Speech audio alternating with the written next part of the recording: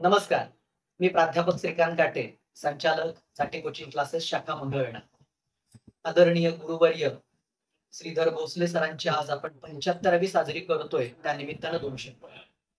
श्रीधर भोसले नावाचा वटवृक्ष आज 75 वर्षाचा होतोय. या वटवृक्षानं आपली पाळमुळंच जमिनीत रुजवली नाहीयेत, तर त्याच्या फांद्यांनी सुद्धा आज जमिनीशी नातं सांगितलंय. एवढंच नव्हे, तर माझ्यासारखं एखादं पाखरू आयुष्याला आल्यानंतर या पाखराला सावली देण्याचं काम या वटवृक्षानं केलं.